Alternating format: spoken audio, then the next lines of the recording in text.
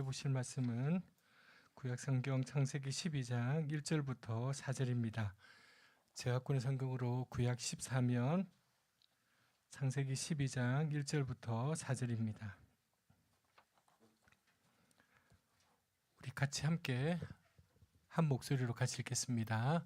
여호와께서 아브라함에게 이르시되 너는 너의 고향과 친척과 아버지의 집을 떠나 내가 네게 보여줄 땅으로 가라.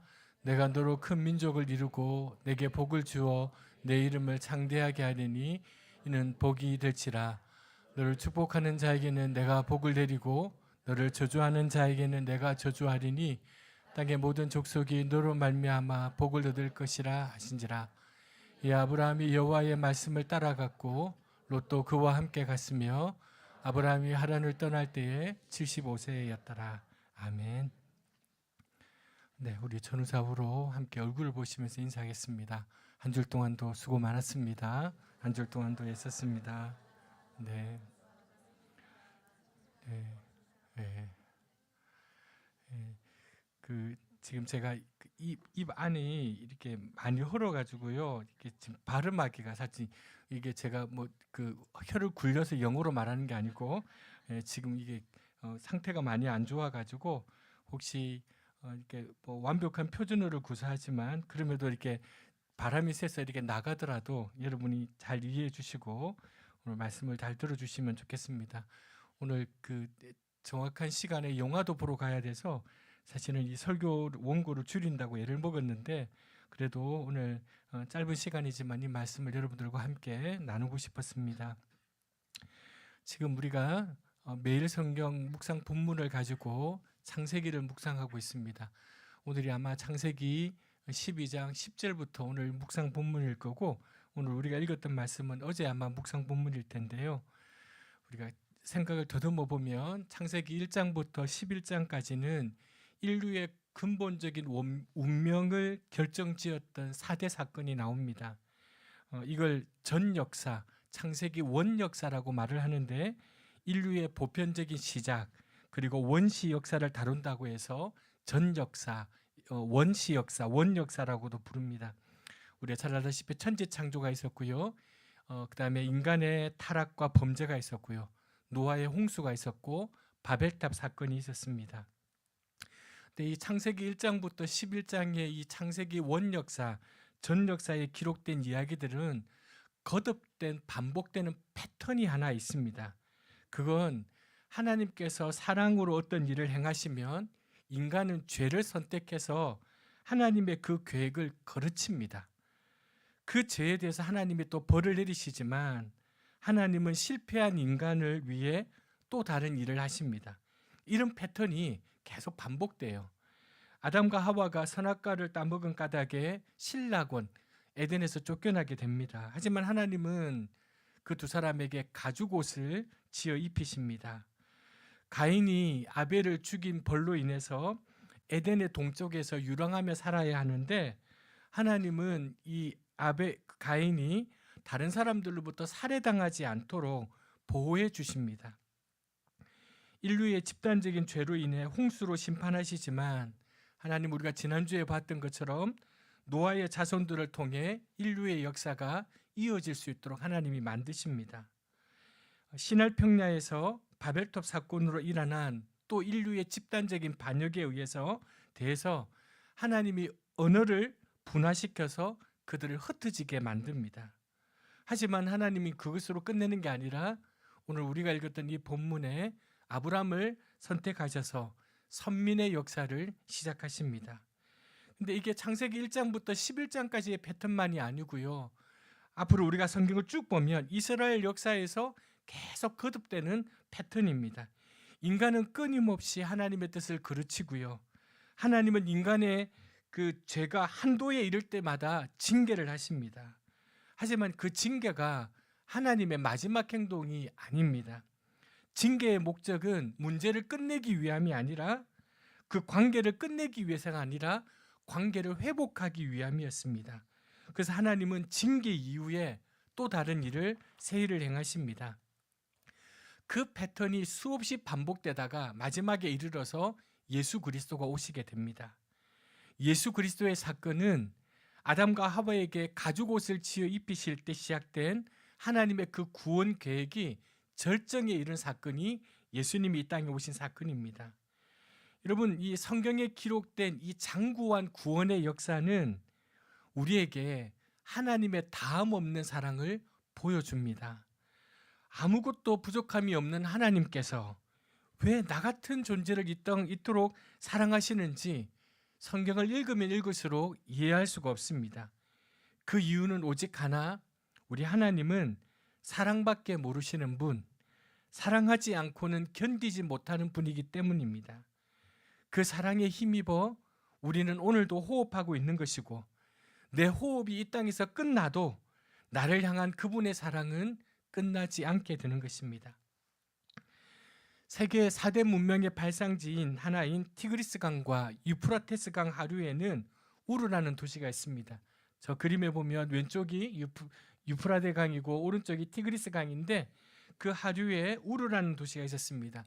지금은 이라크의 남부 도시에 해당됩니다. 이 우르는 당시 그 중동 지방에서 가장 번화했던 도시였습니다. 바벨탑 사건 이후에 성경의 카메라의 초점이 어디로 가느냐 하면 그곳에 살고 있던 한 가정, 데라의 가정으로 초점이 맞추어집니다. 데라가 세 아들을 둡니다. 아브라함과 나홀과 하란을 둡니다. 그런데 세 아들 중 하나인 하란이 손자인 롯을 남기고 우르에서 죽게 됩니다. 그러던 중 데라는요, 가나안 땅으로 이민 가기로 마음의 결심을 합니다. 무슨 이유 때문인지는 모릅니다. 당대 최고의 도시였던 우르라는 도시에 비하면 그 당시 가나안은 척박한 곳이었습니다. 무엇이 데라로 하여금 그곳으로 가게 했는지 성경은 기록하지 않습니다. 그는 온 가족을 데리고 우르를 떠나서 가나안으로 가는 길에 아까 보았던 중간에 하란이라는 곳에 잠시 머뭅니다. 무엇 때문에 그곳에 멈추었는지도 자세히 알지 못합니다. 아마도 잠시 머물렀다가 가나안으로 가기 위해서 하란에 머물렀던 것 같아요. 그런데 그 하란에서 이 데라가 세상을 떠나게 됩니다. 우리는 흔히 창세기 12장에 와서 아브라함으로부터 선민의 역사가 시작되었다라고 생각합니다. 그렇게 들었습니다. 근데 성경을 가만히 보면요, 창세기의 저자는 하나님이 택한 선민의 역사가 창세기 11장에 데라로부터 시작되었다는 것을 우리에게 말해주고 있습니다. 하나님께서 그 계획을 구체적으로 시작한 것은 사실은 아브라함이 아니고 데라였습니다. 아브라함이 가나안으로 가려고 했던 게 아니라 하나님은 데라를 먼저 가나안 땅으로 보내려고 생각을 했습니다. 데라가 우르를 떠나 가나안으로 이주하기로 마음먹은 것은 이례적인 일입니다. 보통 여러분, 우리가 이민을 가면 지금 살던 곳보다 더 나은 곳으로 가는 법입니다. 지금보다 더 안 좋은 곳으로 이민 가는 법은 없습니다. 당시에 데라는 가장 번화한 도시인 우르에서 가장 척박하다고 생각할 수 있는 도시로 지금 향하고 있습니다. 그러한 결정은 인간적인 계산이 아니라 무언가 거역할 수 없는 부름이 있었을 것이라는 가능성이 높습니다. 하나님은 다른 사람이 아니라 이 데라가 원래 우리가 흔히 듣기로 우상을 숨기던 우상을 만들던 사람이라고 들었는데 왜 하나님이 데라를 택하셨을까? 하나님의 의도를 우리가 다 알 수 없지만 성경에는 그 데라가 왜 그렇게 했을지 짐작할 수 있는 이야기가 담겨 있습니다. 데라가 당한 상실의 아픔이 성경에 기록되어 있습니다. 데라는 아들 하란을 가슴에 묻어야 됐고요. 며느리였던 사레는 불임의 아픔을 감당하고 있었습니다. 여러분, 우리가 우리 주위에 또는 우리 개인이 무엇인가 소중한 것을 잃어본 사람이 아니고서는 고향을 떠날 용기를 내지 않습니다. 대부분 자기가 편하고 자기를 알아주는 고향에 있고 싶지 누가 고향을 떠나겠습니까? 그런데 우리 주위에 보면 무엇인가 소중한 것을 잃은 사람은요, 고향을 떠나게 됩니다. 상실의 아픔을 딛고 난 사람만이 이지문으로 살아가는 고난을 견딜 수 있기 때문입니다. 그래서 데라가 아마 온 가족을 데리고 가나안을 향해 가다가 하란에서 멈춘 것 같아요. 하란은 우르보다는 못하지만 그래도 꽤 살만한 도시였던 것 같아요. 데라는 아마 생각에 여기에 잠시 머물다가 가나안으로 갈 작정이었습니다. 하지만 끝내 데라는 무슨 이유인지 모르지만 자신의 그 부름을 완수하지 못하고 하란에서 생을 마칩니다. 근데 아버지가 다하지 못한 부름을 그의 아들인 아브라함이 이어나갑니다. 아브라함이 하나님의 부름을 받고 떠날 수 있었던 것은 성경의 배경으로 보면 아버지 데라가 남긴 정신적인 유산 때문입니다. 그렇지 않고서는 아브라함이 그렇게 움직일 수 없었습니다. 아버지 데라가 죽고 난 뒤에 얼마 후에 하나님께서 아브라함에게 나타나 말씀하십니다. 1절 한 번 더 같이 읽겠습니다.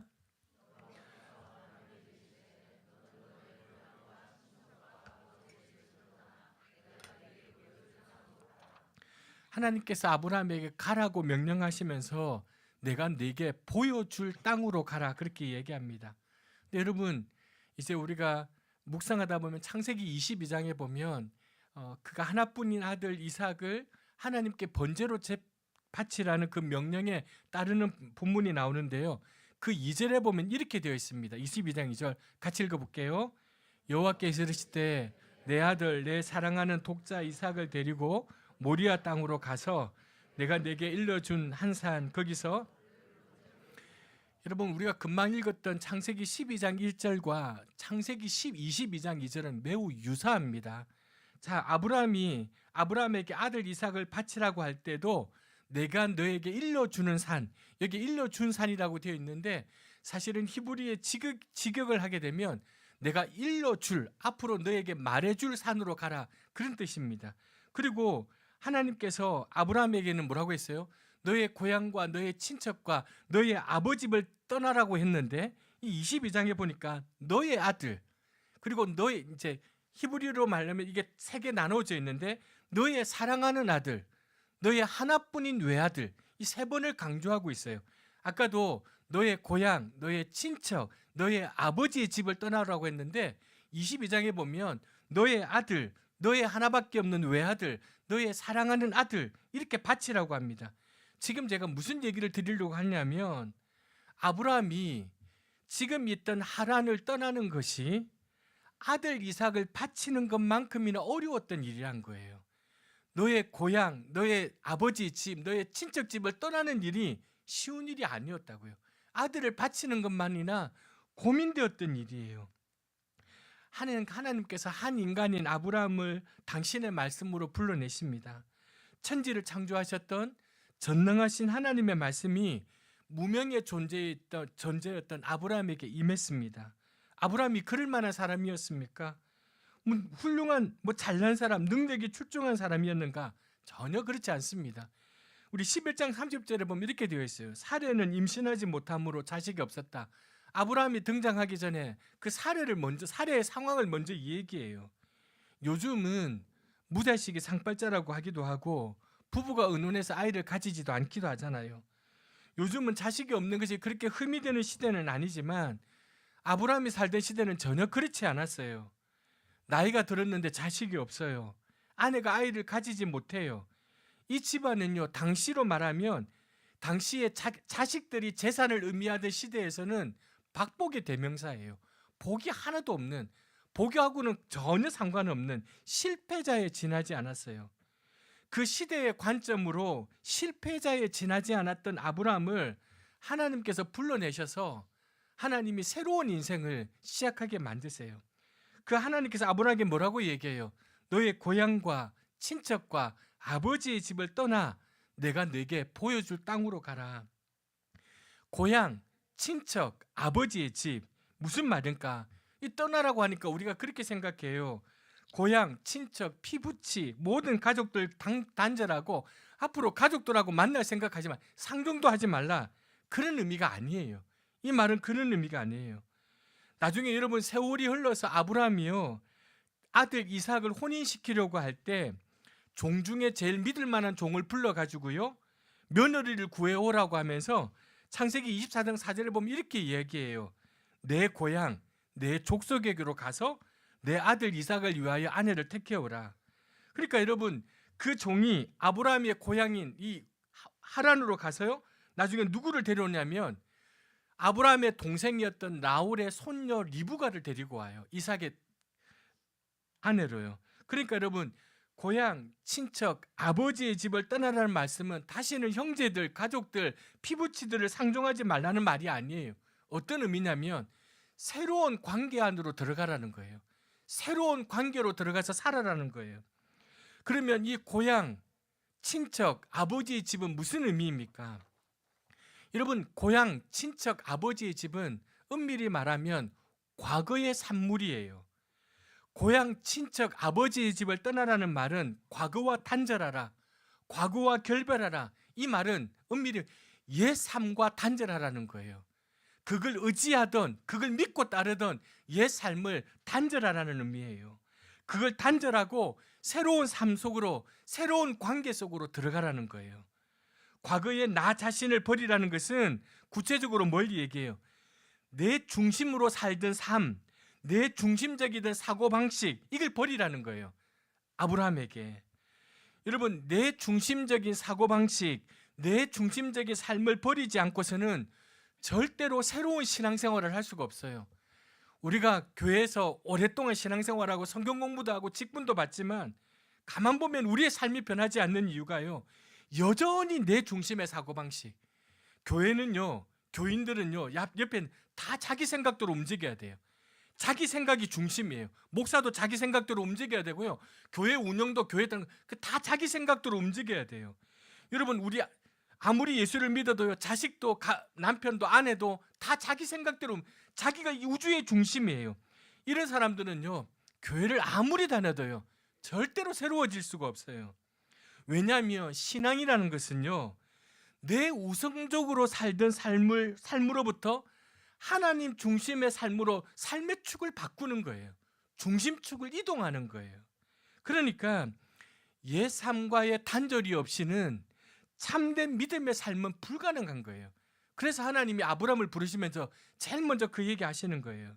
그런데 버리는 것만으로 끝나지 않아요. 내 과거를 버리는 것, 내 옛 삶을 청산하는 것, 내 중심적으로 살던 삶을 버리는 것만으로는 안 돼요. 여러분, 그것을 버리는 것만으로는 우리 스스로 구원 얻을 수 없어요. 이걸 전문적으로 얘기하면 우리 기독교는 자력 종교가 아니에요. 불교가 대표적인 자력 종교인데요, 세상 버리고 등지고 산에 올라가서 혼자 득도하고 구원 얻을 수 있어요. 그렇게 생각해요. 그러나 우리는요, 우리 자신을 구원할 수 없는 존재라는 사실을 너무 잘 알고 있어요. 우리가 유혹에 얼마나 약해요. 유혹에 얼마나, 우리 힘으로는 우리 자신을 절대로 못 지켜요. 내 밖에 있는 구원자가 나를 지켜주셔야 나는 지킬 수 있는 거예요. 내 밖에 있는 어떤 초월자, 전능하신 분이 나를 지켜주셔야 돼요. 따라서 내 중심적인 삶을 버리는 것으로 끝나면 안 되고요, 내 밖에 계신 구원자를 향해서 내 삶의 중심을 옮겨야 돼요. 그러니까 그냥 내가 그냥 정신 수양으로 득도하듯이 내 자신을 버리고 그것만으로 우리는 구원받을 수 없어요. 그것만으로 참된 믿음 생활을 할 수가 없는 거예요. 내 삶의 중심을 내 밖에 있는 구원자에게 옮겨야 돼요.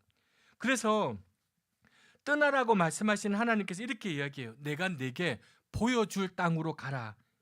가라는 말은 몸이 움직이는 것이기도 하지만 마음의 중심을 그렇게 명령하시는 분에게로 옮겨가는 거예요. 그렇게 말씀하시는 분에게로 옮겨가는 거예요. 내가 지금 이 땅에 잘 살고 있는데, 근데도 하나님께서 그 땅으로 가라고 하시는 것은 이 땅 자체가 중요한 게 아니에요. 가나안 땅 자체가 중요한 게 아니라 하나님께서 내 중심을 옮기는 것 자체가 중요하다는 것을 말하고 있는 거예요. 근데 하나님께서 가라고 하신 대상지를 한번 보세요. 내가 내게 보여준 땅으로 가라. 과거형이 아니에요. 내가 지금 너에게 보여주는 땅으로 가라. 현재형이 아니에요. 내가 너에게 보여줄 미래형으로 얘기하고 있어요. 그러니까 여러분, 하나님께서 이전에 아브라함에게 두 눈으로 보여주셨거나 아브라함의 여행을 한번 갔다 왔거나 지금 보여주시면서 가라고 말하는 게 아니에요. 네가 가면, 내 말을 듣고 가면 보게 될 거라는 거예요. 그러니까 하나님께서 아브라함에게 모든 것을 다 보여주시고 가라고 하면 믿음이 필요 없어요. 그때부터는 뭐가 필요하냐면 거래만 필요해요. 믿음이 필요 없어요. 어디 가라고 하는데 거기가 유리한가 여기가 유리한가 그 생각밖에 안 해요. 저기 가라고 하는데 저기가 유리할까 여기가 유리할까 그 생각밖에 안 해요. 다 보여주시고 나면 그 내 눈으로 보고 나면요, 이제는 하나님과 내가 어떤 사이가 되냐면 거래 관계가 되는 거예요. 믿음의 관계가 아니고요, 거래 관계가 되는 거예요. 그러니까 하나님이요, 언제나 우리에게요, 하나님의 약속이요, 당장 현금이나 현찰로 주어지지 않아요. 우리는 어때요? 당장 하나님이 당장 주기를 원해요. 당장 눈에 보이는 것으로 확실한 거, 증명되는 거, 이거 달라고 기도하잖아요. 하나님이 아주 가끔 그러실 때 있어요. 아주 가끔 그러실 때 있지만요, 대부분은요, 하나님이 우리에게 그렇게 역사하시지 않아요. 지금은 이제 우리가 막 카드 사용하고 하도 신용이 중요하니까 약속음이라는 게 지금도 있는지 모르겠는데 우리 교우들 아시잖아요. 약속음이라는 게 있어요. 근데 하나님은요, 우리하고 늘요 약속음으로 주세요. 대부분 우리에게 하나님은 그렇게 이야기해요. 하나님은 우리와 거래를 원하시는 분이 아니에요. 여러분, 현금에게는 현금은요, 믿음은 필요 없지만요, 이 약속음은 주고받는 사람들 사이에 믿음이 중요해요. 믿음을 담보로 해야 줄 수 있는 거예요. 여러분, 내가 가게를 운영하는데 어떤 사람이 현금을 들고 왔어요. 물건을 사러 왔어요. 현금 들고 왔는데 와, 이 사람 믿을 수 있나 없나 이거 생각하지 않아요. 현금만 중요한 거예요. 이거 따지지 않아요. 현금만 내면 물건 주면 되는 거예요. 현금 들고 왔는데 저 사람이 도덕적인 사람인가 비도덕적인 사람인가 우리 고민하지 않아요. 그런데 만약에 상대가 약속음을 들고 왔어요. 아무리 친해도 들고 왔어요. 그러면 여러분 함부로 거래 못해요. 1억이든 1,000만 원이든 약속음으로 가지고 왔을 때는 그렇게 거래할 수 없어요. 이 음을 가지고 온 사람이 진짜 신용이 있는 사람인지 믿을 만한 사람인지 이 사람이 나를 곤란하게 만들 사람이 아닌가 확인하는 거예요. 뿐만 아니라 그 사람을 내가 믿을 수 있겠다는 믿음이 생길 때에만 그 어음을 받을 수 있는 거예요. 세상에 저 사람이 부도 내리라는 걸 확신하고도 어음을 받는 사람이 도대체 누가 있겠어요? 그럴 바에야 그 어음 안 받고 차라리 그냥 적선하는 셈 치고 도와주는 게 낫지요. 여러분, 하나님께서 우리에게 그렇게 항상 약속 어음을 주시는 것 같은 이유가 이런 이유예요. 하나님께서 우리와 맺기 원하시는 관계는요, 거래 관계가 아니에요. 지속적인 믿음의 관계예요. 지속적인 믿음의 관계. 이 사실을 깨닫는 사람이 보면 성경은 온통 약속 어음이에요. 성경은 헌금이 아니에요. 현찰이 아니에요. 아브라함에게도 마찬가지예요. 현물을 다 보여주고 가라고 하신 게 아니에요. 보여줄 땅으로 가서 보라는 거예요. 너하고 나하고 계산하지 말고 거래하지 말고 믿음의 관계를 형성하자는 거예요. 이게 하나님의 의도예요. 하나님이 지금도 우리에게 마찬가지예요. 믿음의 관계를 맺자는 거예요. 우리에게. 그리고는 하나님이 아브라함에게 7가지 약속을 주세요. 엄청난 약속이에요. 대단히 엄청난 복이고 약속이지만 여러분, 그 말씀을 하실 때 현실적으로 볼 때는요, 아브라함의 삶을 현실로 볼 때 믿기 어려운 얘기예요. 황당한 얘기예요. 믿을 수 없는, 왜 그렇습니까? 모든 약속들도 하나님께서 말씀만 하시기 때문에, 지금 말씀으로만 하시기 때문에 보여주시는 게 없어요. 뭔가 하나라도 딱 부러지게 보여주시고 자식이라도 지금 많으면 이해가 돼요. 근데 그게 아니에요. 이거 봤지? 그러니까 가. 그러시면 되는데 전부 다 말씀이에요. 그러니까 믿기 어려운 거예요. 그리고 하나님께서 하신 말씀들이요, 아브라함의 현실적인 삶을 볼 때는 너무 황당한 말씀이에요. 너무 황당한 말씀이에요. 너로 하여금 큰 민족을 이루겠다? 자식 한 명도 없는데요, 지금.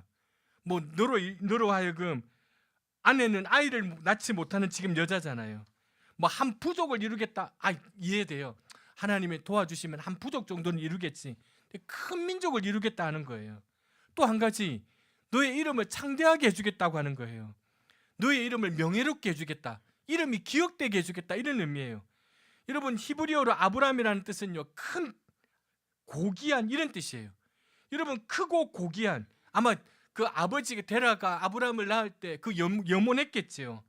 근데 그때까지는 아브라함에게는 단 한 명의 자식도 없어요. 실패자의 전형, 박복의 대명사예요.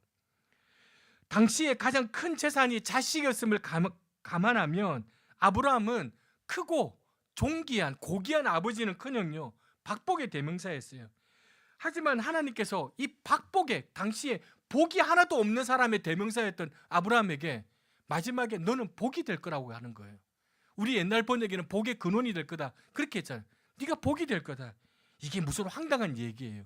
아브라함의 입장에서는 도무지 믿을 수 없는 얘기예요. 근데 아브라함이 어떻게 했는가? 4절 보니까요. 이 아브라함이 여호와의 말씀을 따라갔고라고 되어 있어요. 지금 아브라함은 어떤 것 하나 본 것 없고요. 그 어떤 증거 하나 손에 잡은 게 없어요. 아무것도 없는데 아브라함이 하나님의 말씀을 따라갔어요. 믿고 간 거예요. 계산하지 않았어요. 하나님과 거래하지 않았어요. 그냥 그 말씀에 자신을 맡겼어요. 아브라함은 오직 하나님의 말씀만 믿고서 자기가 살던 고향, 친척, 아버지의 집을 떠나 보지도 못한 미지의 땅으로 간 거예요. 이제부터가 중요해요. 주무시는 분들 고기를 드시고요. 히브리서의 저자는요 이렇게 이야기해요. 믿음은 바라는 것들의 실상이요 보이지 않는 것들의 증거다. 여러분 대부분 우리가 이 말씀을 읽으면 이게 무슨 뜻인지 잘 몰라요. 새한글 성경에 이렇게 되어 있어요. 같이 한번 읽어보실까요? 믿음은 우리가 희망하는 것들을 현실이 되게 하고 우리를 볼 수 없는 것들을 증명한다. 이렇게 되어 있어요. 히브리서 기자가 이렇게 이야기한 다음에요. 그 히브리서 11장에 이렇게 이야기한 다음에 뒤에는 쭉 뭐라고 됐냐면 믿음으로 산 사람들에 대해서 PPT 앞으로 좀 돌려주세요. 조금 이따가 제가 얘기하면요. 믿음으로 산 사람들에 대해서 쭉 열거하고 있어요. 아브라함이 가는 곳을 알지도 못하고 떠났다는 사실을 강조하고요. 또 아이를 가질 수 없었던 아내 사레가 임신한 능력을 얻겠다고 언급하면서 이 두 사람에 대해서 그렇게 언급하면서요.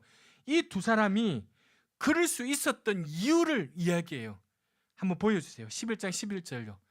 이는 약속하신 이를 미쁘신 줄을 알았다. 이 이야기를 새한글 성경에 보면 이렇게 돼 있어요. 약속하신 분을 신실한 분으로 생각했기 때문이다. 아브라함과 사라가 왜 그렇게 믿었냐면요. 이 말씀을 약속하시는 분을 자기에게 말씀하시는 이분이 신실하신 분이라고 믿었기 때문이에요. 신실하단 말, 믿을만하다, 혹은 끝까지 변함없다 이런 뜻이에요. 약속한 것을 틀림없이 지키는 분이다 이런 분이에요. 그런 믿음이 있었기 때문에 아브라함은 하나님의 말씀에 순종할 수 있었어요. 성경이 말하는 믿음은 믿은 대로 다 된다 이런 뜻이 아니에요. 자기 확신이 아니에요. 믿는 대로 이루어진다 자기 확신이 아니에요. 여러분 하나님의 하나님은요 약속을 반드시 지키는 신실하시는 분이라는 걸 믿고 그 믿음대로 살아가는 것, 이게 성경이 말하는 믿음이에요. 믿음이 좋다는 말은요 확신에 차 있는 사람이란 뜻이 아니에요. 하나님의 신실함에 한결같이 의지하는 사람, 이 사람이 믿음이 좋은 사람이에요. 한번 보세요 여러분. 우리 주위에 믿음이 좋은 사람들, 그 어떤 상황이어도 어떤 형편이어도 신실하신 하나님을 믿고 의지하며 걸어가요. 하나님께서 우리에게 신실하심으로 우리도 그분께 신실하게 의지하고 살아갑니다. 그러니까 여러분 우리가 구원받는다면 그건 우리의 강한 의지 때문이 아니에요. 저 사람이 믿음이 좋아 구원 얻는 게 아니에요. 우리야 구원받는다는 것은 우리의 강한 의지 때문이 아니에요. 우리에 대한 하나님이 신실하심 때문이에요. 여러분이 구원받는 것은요 하나님의 신실하심 때문이에요. 여러분 이 아브라함의 소명 이야기는요 인간에게 있어서 가장 어려운 게 하나님께 대한 믿음이라는 걸 우리에게 가르쳐주고 있어요. 이제 내일부터 계속 보세요. 이 아브라함의 이야기를 보세요. 하나님께 대한 신실한 믿음이 얼마나 어려운지. 여러분 아브라함이 실패하거든요. 하나님의 부름을 떠나 안전지대를 택하잖아요. 오늘 묵상 본문이 내일 묵상 본문을 보면요 여러분 이제 이주민으로서 가나안 땅에 가게 되는데 우르를 떠나서 하란에 정착하면서 이주민이 겪어야 될 차별, 냉대, 배척을 경험했어요. 근데 그때는요 아버지 데라가 있었어요. 보호 아래에 있었어요. 그런데 가나안 땅에 이제 도착했을 때는 이주민으로서 겪어야 될 모든 차별과 냉대와 배척을 온몸으로 다 받아야 됐어요. 자기가요. 가족들과. 여러분, 가나안에 먼저 정착해 있던 가나안 원주민들은요, 아브라함이 거기에 정착할 틈을 주지 않는 거예요. 그래서 아브라함이 평야 지방을 떠나서 산악 지방에 임시 거처를 마련하게 되고요. 거기도 얼마 있지 못하다가 여러분 아시겠지만 가나안 땅에 기근이 와요. 약속의 땅에도 기근이 와요. 여러분, 가라고 했는데, 그러면 그 땅은 안전한 지대여야 하는데 약속의 땅에도 기근이 왔어요. 여러분, 우리가 간략하게 기록하고 있지만요, 4절부터 9절까지의 내용은요, 아브라함이 겪었을 수년 동안의 이야기예요. 그 짧은 구절이요. 여러분, 우리가 하나님의 신실하심을 믿고 우리의 지금 이 안전지대를 떠나는 것은 한순간의 결단이면 됩니다. 내가 딱 결단하면 떠날 수 있어요. 하지만 떠난 이후로는요, 겪어야 될 일상의 현실은요, 매일 반복되고 매일 지속되는 거예요. 여러분, 하나님의 말씀에 순종해서 떠난 행위보다 순종의 결과로 인해 차별과 냉대와 배척을 받는 일들이 훨씬 많아요. 아브라함이 그랬거든요. 약속의 땅에 갔는데요, 기근이 왔어요. 애굽으로 내려가잖아요. 아내 사례를 바로에게 빼앗길 뻔했어요. 거짓말 하잖아요. 그 일뿐만 아니에요. 아브라함이 겪는 어려움들이 있어요. 여러분, 아브라함이 그런 어려움 중에도 하나님의 신실하심을 믿지 못했다면 현실의 고난 중에 믿음을 버렸을 거예요. 현실의 고난 중에 믿음을 버렸을 거예요. 왜요? 하나님의 임재는 멀어 보이고 매일 겪어야 되는 고난은 너무 가깝기 때문이에요. 우리가 다 그렇잖아요. 하나님의 약속의 말씀은 너무 멀어 보이고, 오늘 이 성경을 읽고 있지만 이게 도대체 지금 나하고는 무슨 상관이 있어? 하나님의 약속의 말씀은 너무 멀어 보이고 내가 겪는 고난은 너무 가까이 와 있거든요. 하나님의 신실하심에 대한 아브라함의 믿음은요, 고단한 삶의 여정 중에도 계속돼요. 그 현실 상황이 점점 악화되어 감에도 불구하고 아브라함은 그래도 한결같이 하나님의 신실하심을 믿고요, 하나님도 아브라함에게 신실하게 대하세요. 그래서 아브라함이 가는 곳마다 보시면 알겠지만 제단을 쌓게 돼요. 예배를 쌓게 돼요. 여러분, 수학의 개념 중에 상수와 변수가 있습니다. 저도 수학을 잘 못해서 뭐라고 말씀드릴 수는 없는데 상수와 변수가 있습니다. 상수는 고정된 값, 변하지 않는 거, 이걸 상수라고 얘기해요. 바뀌는 것, 변하는 것을 변수라고 얘기해요. 여러분, 아브라함의 삶에 있어서 상수는 뭐냐면 약속을 지키는 하나님의 신실하심이었어요. 절대 변하지 않는. 아브라함의 삶에 있어서 절대 변하지 않는 상수는 하나님의 신실함이었어요. 근데 아브라함 인생에 발생하는 수많은 변수들은요, 이 상수를 흔들지 못했어요. 상수를 흔들지 못했어요. 아브라함도요, 이제 11장, 이제 13장, 14장, 15장 가보세요. 아브라함도 흔들리거든요. 실수하거든요. 수많은 변수들이 있어요. 근데 아브라함에게 있었던 이 상수, 하나님의 신실하심을 건들지 못했어요. 그래서 그가 끝까지 하나님께 신실할 수 있었어요. 여러분, 우리는 자주 우리는 어떻습니까? 우리의 상황을 상수로 둬요. 우리는 하나님의 임재, 하나님의 말씀을 변수로 둬요. 이게 우리의 문제예요. 우리는 하나님의 신실하심, 하나님에 대한 믿음, 신앙, 이게 변수예요. 우리는 우리의 상황이 상수예요. 그래서 어떻게 돼요? 상황 따라 흔들리는 거예요.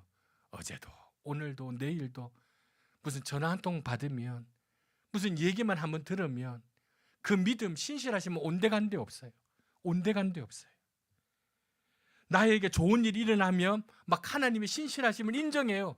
그때는 막 하나님의 신실하심이 그냥 자기 인생에 확 와닿아요. 어려운 일을 만나면요, 온데간데 없어요. 의심하기 시작해요. 우리의 상수는 우리의 상황이에요. 변수는 하나님의 신실하심. 아브라함은 그렇지 않았어요. 아브라함의 인생의 상수는 약속을 지키시는 하나님의 신실하심. 이 신실하신 삶에 대해서 그 어떤 변수도 아브라함을 건들 수가 없었던 거예요. 여러분, 우리의 믿음의 기복이 심한 이유가 여기에 있어요. 우리가 한결같지 않은 이유가 여기에 있어요. 2026년 우리 새해를 시작하면서 저도, 사랑하는 여러분들도 우리 가정의 상수가 하나님의 신실하심이기를 원합니다. 변하지 않는, 우리 가정의 그 어떤 것도 건들 수 없는, 우리 자녀들의 인생에, 내 인생에 그 어떤 것도 손댈 수 없는 그 상수는 약속을 지키시는 하나님의 신실하심. 그래서 내 주위에 2026년 올해 안에도 내 인생에, 우리 가정에 어떤 일이 있어도, 어떤 변수가 있어도 그 변수가 이 상수를 흔들 수 없기 때문에 우리는 여전히 하나님의 신실하심을 따라 걸어갈 수 있는 것입니다. 우리의 상수는 하나님의 신실하심을 믿고 그렇게 하나님을 붙들고 살아가시는 사랑하는 우리 교우들 되시기를 주님의 이름으로 부탁드립니다.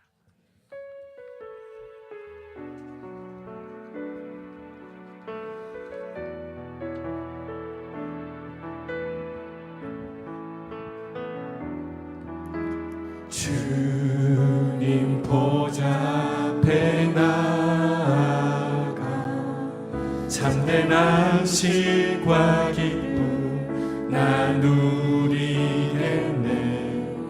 경배하며 주의 얼굴 구할 때 신실하신 주님 찬양. 우리의 기도를 들으시는 하나님, 기도 들으시는 하나님, 복궁 속에 내 등불 내 노래시라. 주의 날개 아래서 내 맘 시리니 신실하신 주님 찬양해. 신실하신 하나님, 신실하신 주,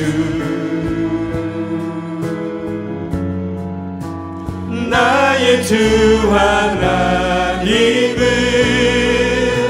신실하신 주님. 평화 내려주신 평화 내려주신 하나님, 나로 고통받는 자를 위로하게 하소서. 나의 평생에 주의 사랑을 전하리. 신실하신 주님 찬양해.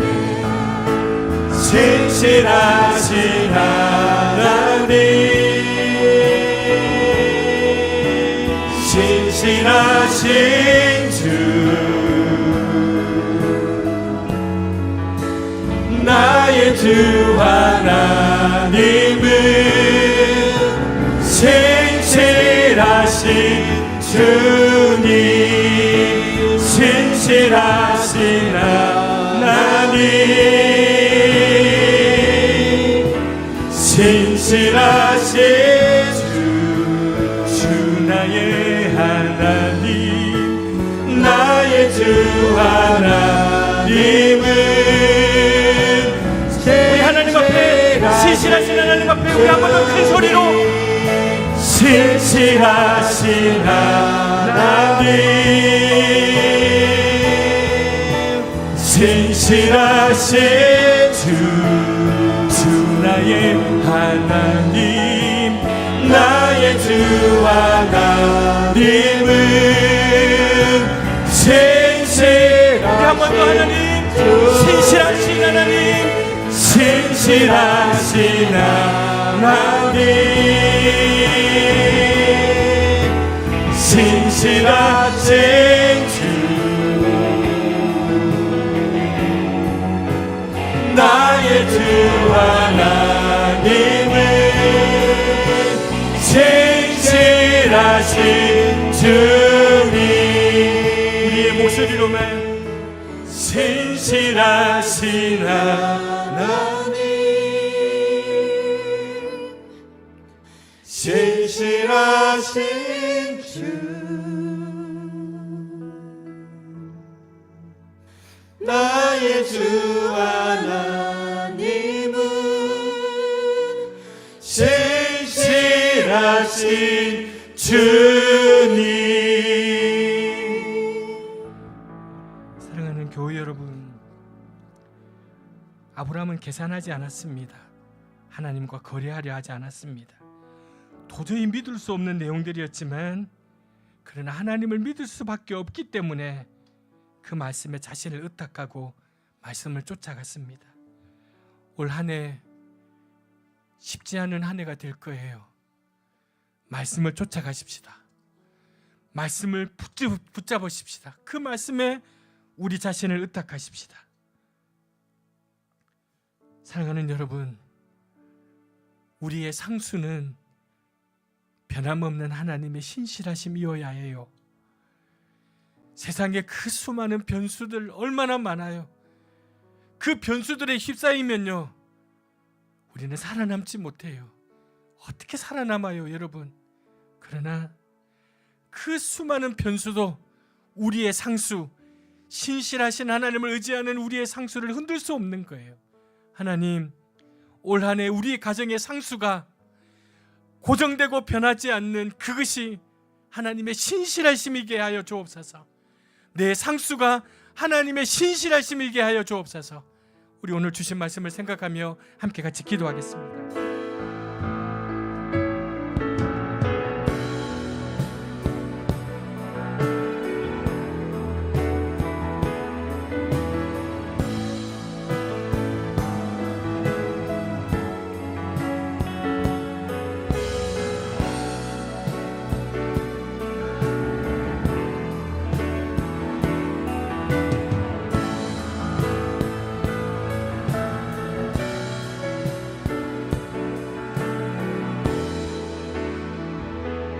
하나님 아버지, 아브라함은 계산하지 않았습니다. 하나님과 적당히 거래하려고 하지 않았습니다. 도저히 믿을 수 없는 내용들이었지만 그는 하나님을 믿을 수밖에 없기에 하나님의 말씀에 자신을 의탁하고 그 말씀을 쫓아갔습니다. 끝내 믿음의 조상이 되었고 하나님의 말씀이 그의 삶을 통해 아름답게 성취되었습니다. 우리는 보이지 않는 하나님의 말씀보다는 세상에 보이는 것을 위해 하나님의 이 말씀을 수단으로 삼을 때가 참 많았습니다. 우리의 잘못을 용서해 주십시오. 하나님과 우리의 관계는 계산의 관계나 거래의 관계가 아니라 믿음의 관계여야 함을 잊지 않게 하여 주옵소서.